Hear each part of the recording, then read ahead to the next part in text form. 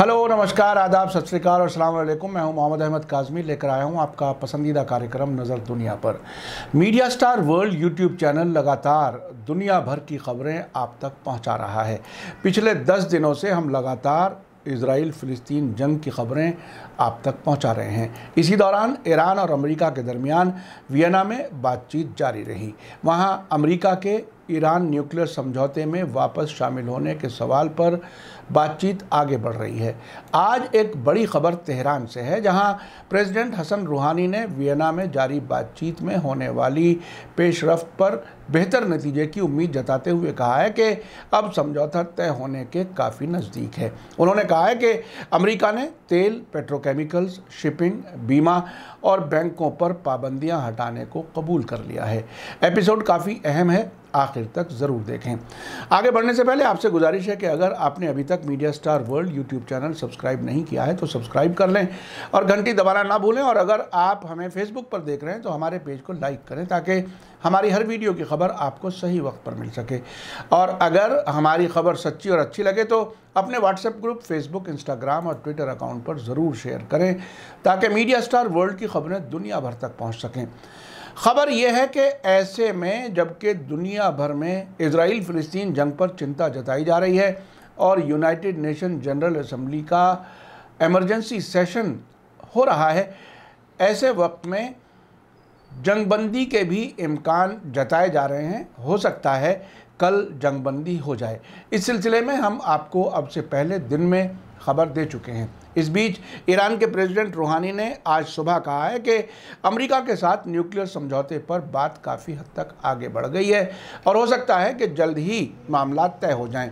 आज तेहरान में video conferencing के ज़रिए पेट्रोकेमिकल प्रोजेक्ट्स के उद्घाटन यानी इनॉग्रेशन के मौके पर रूहानी ने कहा कि हमने बड़ा कदम उठाया है और उसूली तौर से समझौता हो गया है। साथ ही रूहानी ने कहा कि अब भी कुछ मामला तय होने के लिए बाकी हैं, जिन पर आखिरी समझौते पर पहुंचने के लिए बातचीत जारी है। प्रेसिडेंट रूहानी, जिनका कार्यकाल यानी उनकी काम की मुद्दत जून में ही ख़त्म हो रही है, ने कहा कि हालांकि ईरान के ख़िलाफ़ अमरीकी पाबंदियों ने ईरान की इकॉनमी के लिए बड़ी मुश्किलात खड़ी की, लेकिन वे ईरान की इकॉनमी की तरक्की को रोकने में नाकाम रहीं।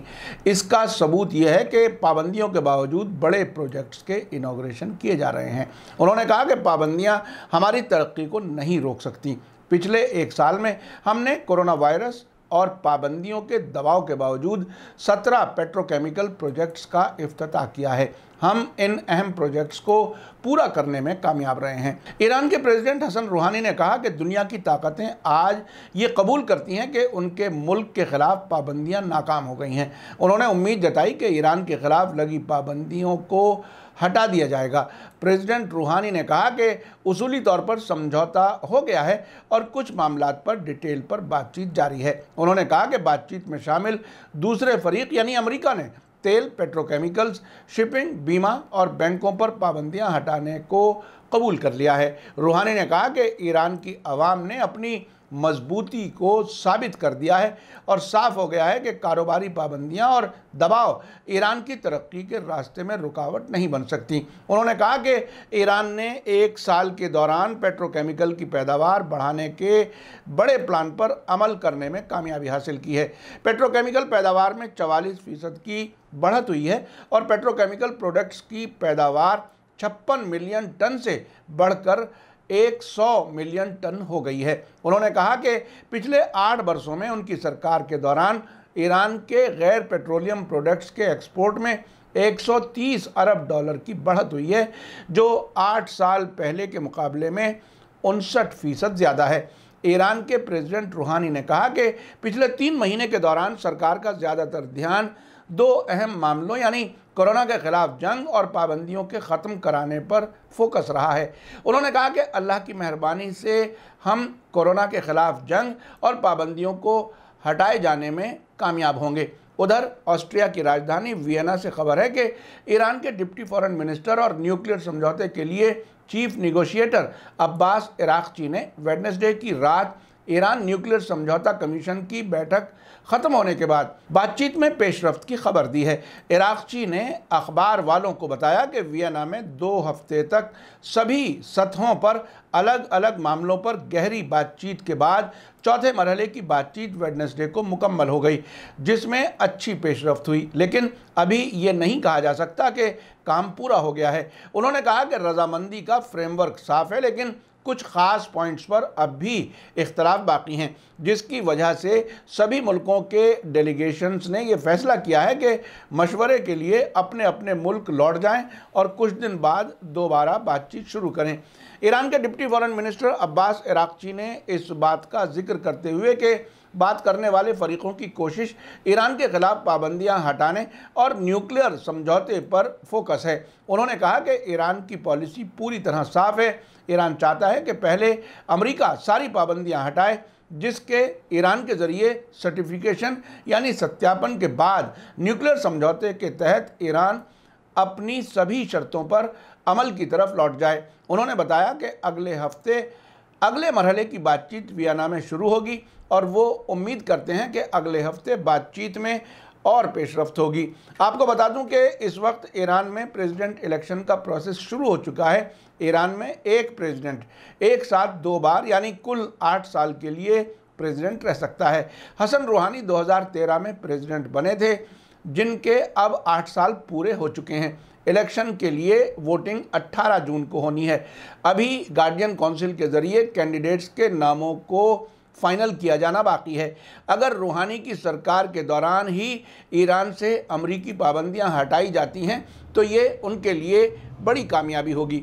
आपको बता दूं कि 8 मई 2018 को अमेरिका के फॉर्मर प्रेसिडेंट डोनाल्ड ट्रंप ने 2015 के न्यूक्लियर समझौते से अमेरिका को एक तरफा तरीके से अलग करने का ऐलान किया था, जिसके बाद ईरान ने भी समझौते के तहत अपने ऊपर लगी कुछ शर्तों को 1 साल बाद कम कर लिया। अब अमेरिका की जो बाइडेन सरकार ईरान समझौते में फिर से शामिल होना चाहती है।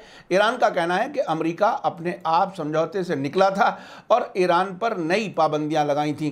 अब अगर अमेरिका समझौते में वापस आना चाहता है तो पहले ईरान के खिलाफ पाबंदियां हटाए, उसके बाद ईरान खुद पर लगी शर्तों पर अमल करेगा। मीडिया स्टार वर्ल्ड आपको लगातार दुनिया भर की खबरें पहुंचा रहा है, ख़ास तौर पे इजराइल फ़िलिस्तीन जंग से मुताल्लिक़।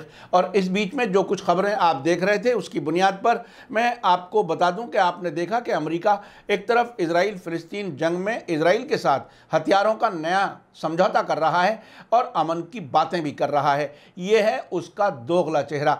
दूसरी तरफ वो ईरान समझौते में वापस आने के लिए भी कोशिश कर रहा है। ये कोशिश किस हद तक कामयाब होती है ये अभी वक्त बताएगा, लेकिन ऐसा लगता है कि ईरान के नए प्रेसिडेंट के दौर में ही अमेरिका के साथ बात कामयाब हो सकेगी। लेकिन ये भी हो सकता है कि नई हुकूमत आने के बाद ईरान की सरकार अमेरिका से इसी तेज़ी से बात न करना चाहे। अगर वाशिंगटन में समझौते में शामिल होने के लिए जल्दी नहीं है तो ईरान भी अपनी शर्तों को बदलने के लिए तैयार नज़र नहीं आ रहा। इन सब हालात को देखते हुए ये बात तो तय है कि अमेरिका ईरान पर अपनी मर्जी नहीं थोप सकता। आखिर में आप बताइए कि अमेरिका और ईरान के बीच जारी बातचीत से आपको क्या उम्मीद है? अपनी राय कमेंट्स में ज़रूर लिखें। इसी के साथ मुझे दीजिए इजाज़त। थैंक यू, धन्यवाद, शुक्रिया। जय भारत, जय हिंद। मीडिया स्टार वर्ल्ड के और वीडियो देखने के लिए हमारे चैनल को सब्सक्राइब करें और सीधे नोटिफिकेशन पाने के लिए बेल आइकन दबाएं। और अगर हमारी खबर सच्ची और अच्छी लगे तो अपने व्हाट्सएप, इंस्टाग्राम, फेसबुक और ट्विटर अकाउंट पर ज़रूर शेयर करें।